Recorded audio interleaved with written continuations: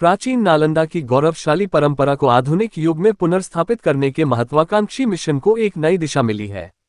प्रसिद्ध अर्थशास्त्री एवं नीति विशेषज्ञ प्रोफेसर सचिन चतुर्वेदी ने नालंदा विश्वविद्यालय के नए कुलपति के रूप में औपचारिक कार्यभार ग्रहण किया है।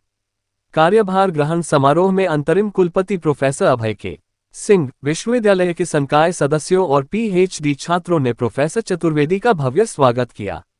इस अवसर पर संस्कृत के शाश्वत मूल्यों और आधुनिक शिक्षा पद्धति के संयोजन की दिशा में काम करने का संकल्प व्यक्त किया गया। अपने उद्बोधन में प्रोफेसर चतुर्वेदी ने नालंदा विश्वविद्यालय के ध्येय वाक्य अनो भद्राः क्रत्वो यन्तु विश्वतः का विशेष उल्लेख करते हुए कहा कि यह वाक्य हमें हमारे शाश्वत मूल्यों से जोड़ता है।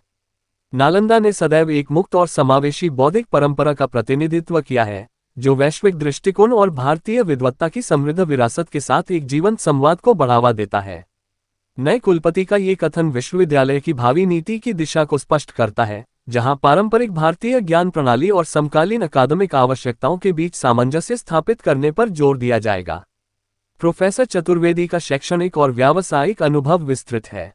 वह वर्तमान में दिल्ली स्थित एक प्रतिष्ठित थिंक टैंक आरआईएस के महानिदेशक का पद भी संभाल रहे हैं।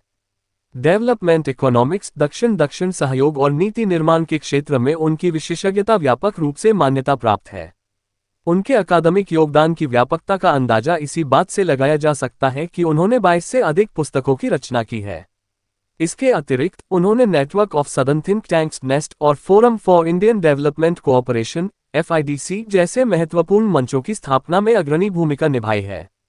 प्रोफेसर चतुर्वेदी भारतीय रिजर्व बैंक के बोर्ड में स्वतंत्र निदेशक के रूप में भी कार्यरत हैं, जो उनकी आर्थिक नीति निर्माण में गहरी पैठ को दर्शाता है।